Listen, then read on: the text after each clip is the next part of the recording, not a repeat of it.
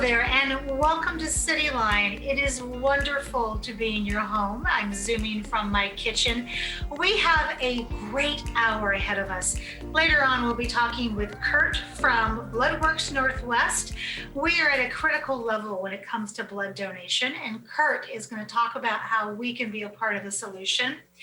Master Builder Association and Metropolitan Development Council, they have a supportive housing partnership that will touch your heart deeply. They will be on later in the hour. And then the Port Centennial Public Art display will be here. They have a beautiful sculpture called Swell that you definitely want to know about and want to hear about how that all came about. The Humane Society will be here with their Pet of the Week.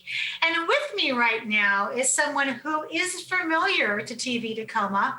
I remember when she was our first reporter on Tacoma Reports, and she is now the assistant to the city manager for policy development and government relations. I'm talking about Anita Gallagher. Welcome, Anita. Hi, Amanda. Thank you for having me, and thank you for that lovely introduction. Well, it is so great to have you on Cityline. As you and I said before we became live here, this is the first chance we've ever had to talk to each other face to face as we kind of passed in the night with TV Tacoma.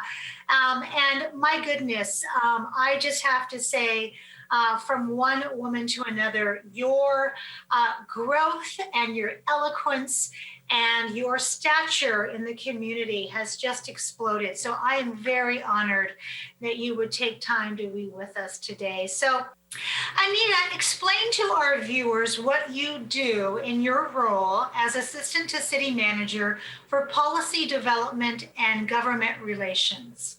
Sure. So in my role in the city manager's office, I work with the city council and our city's operational departments on policy priorities and funding requests that we may want to make of the state legislature and the federal government. And that whole process we kind of refer to as our state and federal legislative agendas, which are adopted by the council each year and help set the stage for our government relations work in the coming year. And you say that so smoothly, but there is so much work involved with that. Point in case, recently the City Council finalized their state and federal legislative priorities. Why are those so important to have? I mean, as opposed to just perhaps looking around our city and going, homelessness, that seems to be an issue, let's adopt that. Yeah, that's a great question. So our legislative agendas are really an opportunity for the City Council to make strong policy statements and positions on what they think are the top priorities. As you might imagine, Amanda, at the state and federal levels, all kinds of policy discussions are occurring. And many of those policy issues are going to impact the city in some way. There's homelessness, like you mentioned. There's federal communications legislation, transportation funding, all kinds of things. And so what the Government Relations Office does is really works with the City Council to say, what are the top priorities that we need to be focusing on in the coming year? And that's how we choose to really be strategic about where we're going to spend our resources and our lobbying efforts. And it really enables us to be better successful in those efforts when we have that focus. So what is the process the council uses in selecting them, Anita? So I think you actually touched on it a little bit in your setup when you said, homelessness seems to be a problem. It's often just what the city council is experiencing, not just as residents of our city themselves, of course, but interactions that they have with their constituents, with stakeholder groups, concerned residents, business community. They're hearing from a wide variety of audiences about the issues that are impacting our community the most. So what we try to do is distill those down and really figure out, what do we know is coming forward in the state legislature? What do we think the federal government is going to be doing on certain issues? And that is Congress and the presidential administration. And so how do we want to prioritize these things? Like, what are the things that we need to get done most urgently in the coming year? And so we talk through all of those issues. I also help issue spot and try to identify some issues where the council may want to take a proactive position on as well. Because you have I'm going to say this, and it's my point of view. You are the eyes and ears for our city manager, because our city manager has so much to focus on that that Elizabeth Pauley needs someone who can say, hey, over here, did you hear this? So based on that, let's start at the state level. What did the council establish as their legislative priorities?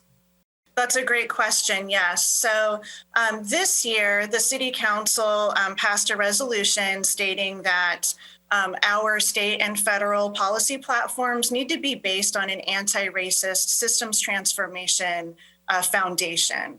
And so this year, we set about developing our agenda according to that theme.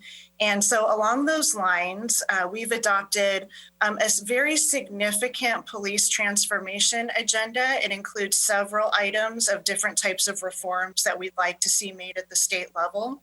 We're going to be spending a lot of time and resources on that this coming session.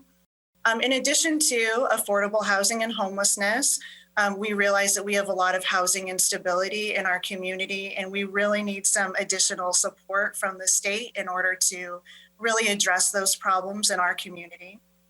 Transportation funding is huge for us. We have several rather large requests because it's expensive to fix bridges and infrastructure, so we need to ask for some support in that area. In addition to, finding ways that the state can help us with shared revenues. So currently the state does share some revenues with the city. As the legislature is contemplating other types of tax reforms and other revenue streams, we would really like to see the state share some of those revenues down with local governments as well. So speaking of that, when we think about the legislative priorities, what are they at the federal level? So and interestingly, this year we've actually married up our state and federal priorities so that they kind of mirror each other. So I'd say they're very similar, but with a slightly different flavor, if you will, on the federal side. So on the federal side, we're asking for, a stimulus package to be passed by Congress that would provide for direct relief to state and local governments. You may have heard that that's very controversial. There's been a lot of sort of chaotic activity on that front in the last 48 hours or so. We're hopeful in that, but nonetheless, we continue to advocate just because we do have a revenue shortfall that we need to fill.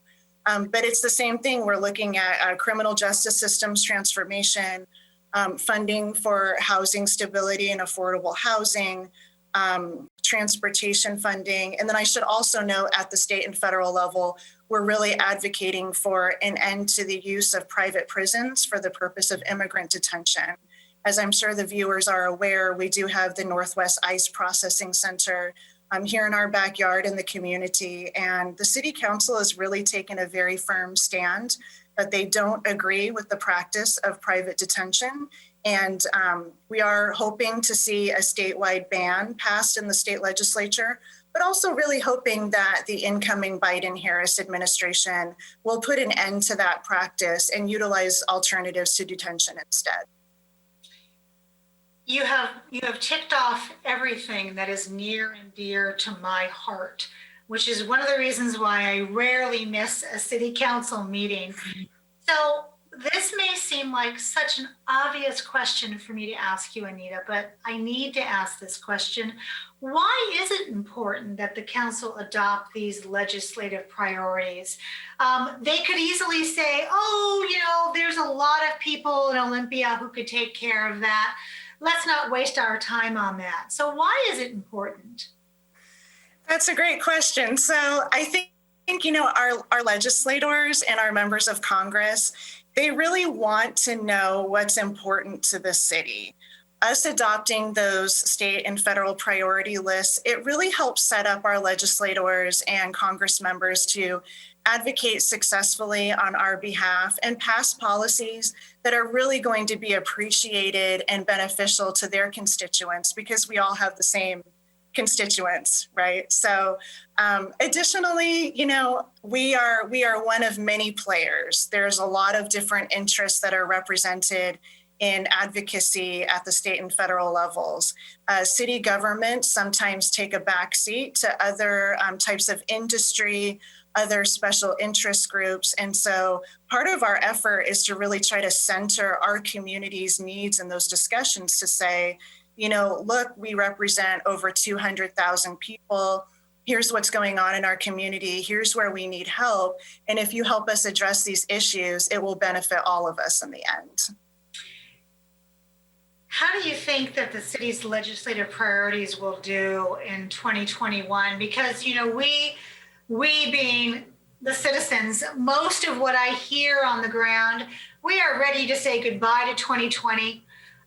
We are ready to say goodbye to how decisions were made, the lenses that were looked through when those decisions were made. And I think sometimes we also have fatigue. These issues are very hard, Anita, and that's not something that I need to tell you. You often probably stay awake at nighttime thinking about, how do I prioritize these? How do I get the most information to those people who need to make those decisions? So how do you think they're going to do in 2021 with all of this leading up to it? Yes, so I think that's sort of the open question of the day. I think on the state side, we have a very ambitious legislative agenda, purposefully so. And we're advocating for some pretty major changes. The state legislature will be operating in a virtual format next session, much like you and I are talking right now, which is great that we do have that opportunity. But it also is somewhat restrictive for the legislature because they are going to be working on fewer bills. There's less opportunity for negotiation with stakeholders. There have been a few policy priorities that we were planning to launch next year, but that we've put off just because we know that the legislature is going to have limited bandwidth. I think most of the focus is going to be on passing the transportation, capital, and operating budgets, and they're going to be dealing, a little bit less with sort of the heavy policy bills. And so I feel fairly confident that we will get at least some of what we want in our funding requests. On the policy side, I think some of the police transformation bills that we want to see passed will pass. We have a couple that are a little bit more controversial, and I'm not sure how those will do exactly. And then on the federal level, I think a lot depends on the Senate runoff races that we're going to see in the state of Georgia in January, because the Senate is a powerful chamber and there are certain issues, like I mentioned, aid to state and local government in the next stimulus package, that the current Senate majority leader is just not amenable to, Amanda. So there are certain things that I think we can accomplish working with the Biden-Harris administration. They've already reached out to Mayor Woodard's. They're already engaging with city governments, which is fantastic. We're really being treated as a partner in the work. So I'm very optimistic on the federal side. It's just on the relief package legislation, it's a little iffy on that at the moment. So well said. Anita, I cannot thank you enough for your time, because your time here on Cityline is 13 minutes away from work that you do that really counts. So thank you for being here, for being so beautifully full of clarity and ease, and speaking to us in a way that we all understand these very complex issues, because everybody has a voice at the table. And I'm going to be selfish and ask you to come back every 90 days and give us an update of where we are, because now that I have you, I don't want to give you away. So I'm going to cross my fingers and hope that that can be a reality for 2021 for Cityline. I would be happy to come back anytime you want to invite me, Amanda. I so appreciate being here today and being able to share about this really exciting work that we're doing. This was great. Well, thank you so very much, my dear, and happy holidays to you and yours. You too.